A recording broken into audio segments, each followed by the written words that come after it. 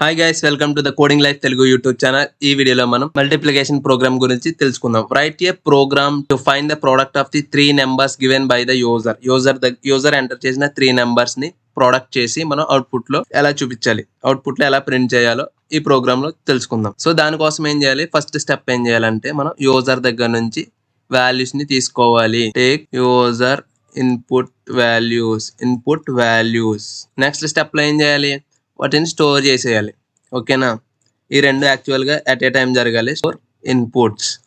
Third step ఏం చేయాలి, multiplication చేయాలి. ఓకేనా, ఫోర్త్ స్టెప్లో ఏం చేయాలి, అవుట్పుట్లో ప్రింట్ చేయాలి. Print output. ఇప్పుడు ఫస్ట్ స్టెప్ ఏంటి, యూజర్ దగ్గర నుంచి ఇన్పుట్ తీసుకోవాలి. సో దానికోసం ఎలా తీసుకుంటాం, ఇంటిజర్ వాల్యూస్కి ఇంట్ ఇన్పుట్ పారెంథసిస్ డబుల్ కోట్స్. ఇక్కడ మనం యూజర్కి చెప్తాం ఏ వాల్యూని ఎంటర్ చెయ్యి.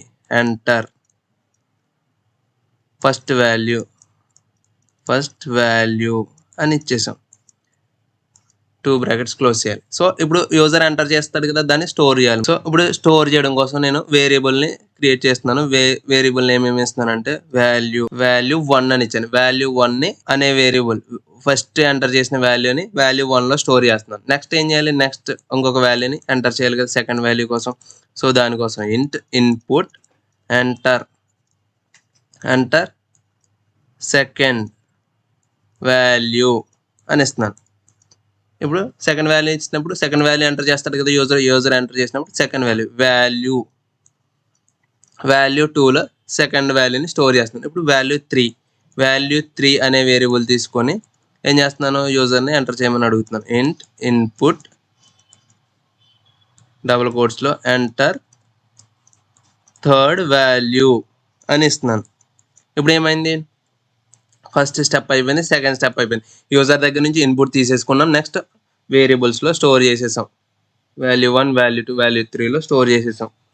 సో ఇప్పుడు ఏం చేయాలి, మనం థర్డ్ స్టెప్ చేయాలి, మల్టిప్లికేషన్ పర్ఫామ్ చేయాలి. సో దానికోసం నేను ఏం చేస్తున్నాను, value 1 into next value 2 into value 3. Value 1 into value 2 into value 3 అంటే ఇప్పుడు వాల్యూ 1లో ఉన్న వాల్యూ ఇంటూ వాల్యూ 2లో ఉన్న వాల్యూ 3లో ఉన్న వాల్యూ, ఈ 3 మల్టిప్లికేషన్ జరిగిపోతాయి. సో ఆ వచ్చిన అవుట్పుట్ అనేది రిజల్ట్ అనే వేరియబుల్లో స్టోర్ చేస్తున్నాను. ఓకేనా, ఈ మల్టిప్లికేషన్ చేసిన వచ్చిన వాల్యూని ఏం చేస్తున్నానంటే రిజల్ట్ అనే వేరియబుల్లో స్టోర్ చేస్తున్నాను, ఇక్కడ రిజల్ట్ అనే వేరియబుల్. సో ఇప్పుడు థర్డ్ స్టెప్ కూడా అయిపోయింది. నేను ఫోర్త్ స్టెప్ ఏంటి, ప్రింట్ చేయాలి, వచ్చిన అవుట్పుట్ని ప్రింట్ చేయాలి. సో దానికోసం ఏం చేస్తాను, ప్రింట్ స్టేట్మెంట్ రాస్తాను, రిజల్ట్ని ప్రింట్ చేయాలి. సో ప్రింట్ రిజల్ట్, ఎందుకంటే మనం వచ్చిన అవుట్పుట్ అనేది రిజల్ట్లోనే ఉంది కాబట్టి ఇక్కడ ఈ రిజల్ట్ని ఇక్కడ ప్రింట్ చేసేస్తున్నాను. సో ఇప్పుడు అవుట్పుట్లో మల్టిప్లికేషన్ చేసిన వాల్యూ వచ్చేస్తుంది.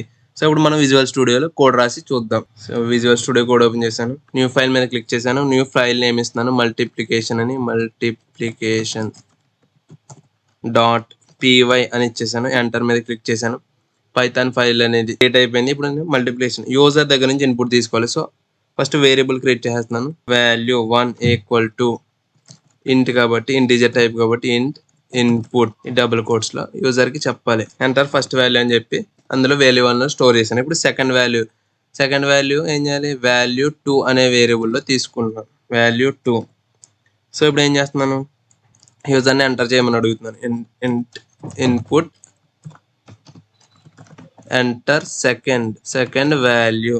థర్డ్ వాల్యూని కూడా స్టోర్ చేయాలి, థర్డ్ వాల్యూని కూడా తీసుకోవాలి కదా. సో దానికోసం నేను వాల్యూ 3 అనే వేరియబుల్ని తీసుకున్నాను. ఈక్వల్ టు ఏం చేస్తున్నాను, ఇంటిజర్ ఇన్పుట్ కదా, ఇన్పుట్ ఎంటర్ థర్డ్ వాల్యూ అని ఇచ్చేసి వాల్యూని ఈ స్టేట్మెంట్లో ఎందుకు యూజ్ చేస్తాం, యూజర్ని ఎంటర్ చేయమని అడగడానికి. ఎంటర్ చేసిన వాల్యూ స్టోర్ అవ్వడానికి వాల్యూ ఇలా వేరియబుల్స్లో అసైన్ చేసుకుంటే ఆ వచ్చిన ఎంటర్ చేసిన వాల్యూ అనేది ఇందులో స్టోర్ అయిపోతుంది.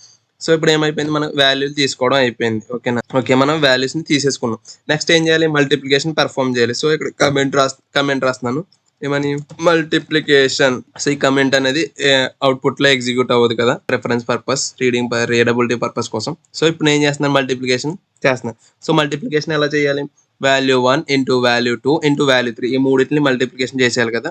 సో నేను ఏం చేస్తున్నాను, వాల్యూ 1 ఇంటూ వాల్యూ 2 ఇంటూ అంటే స్టార్ సింబల్ ఇంటూ వాల్యూ 3, ఈ 3 వేరియబుల్స్ని మల్టిప్లికేషన్ చేసేసాను. సో ఇక్కడ మల్టిప్లికేషన్ అనేది జరుగుతుంది.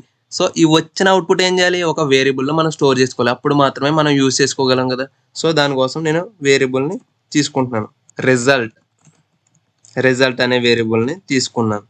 రిజల్ట్ అనే వేరియబుల్ని తీసుకొని ఈ మల్టిప్లికేషన్ చేసిన వచ్చిన వాల్యూస్ని ఈ రిజల్ట్లో స్టోర్ చేస్తాను. ఓకేనా. నెక్స్ట్ మల్టిప్లికేషన్ కూడా అయిపోయింది. ఇప్పుడు మనకి అవుట్పుట్ అనేది ఎందులో ఉంది, రిజల్ట్లో ఉంది. సో నేను ప్రింట్ చేసుకోవాలి. సో కమెంట్ రాస్తున్నాను మనకి రీడబిలిటీ పర్పస్ కోసం.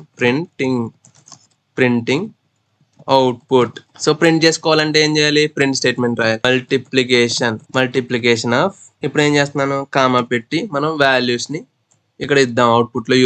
అవుట్పుట్లో మనకి క్లియర్గా అర్థం అవడానికి వాల్యూ 1 కామా ఇక్కడ అండ్ అని ఇచ్చి space comma value 2 comma double quotes space and space comma value 3 comma equal to అని ఇచ్చి ఇక్కడ కామా రిజల్ట్ అని ఇస్తున్నాను. సో ఇప్పుడు ఏమవుతుంది, అవుట్పుట్లో ఎలా ప్రింట్ అవుతుంది, డబుల్ కోట్స్లో ఏమని రాశాను, మల్టిప్లికేషన్ ఆఫ్ వాల్యూస్. డబుల్ కోట్స్లో ఏదైతే రాసామో అది యాజ్ ఇట్ ఈజ్ ప్రింట్ అయిపోతుంది, మల్టిప్లికేషన్ ఆఫ్ వాల్యూస్.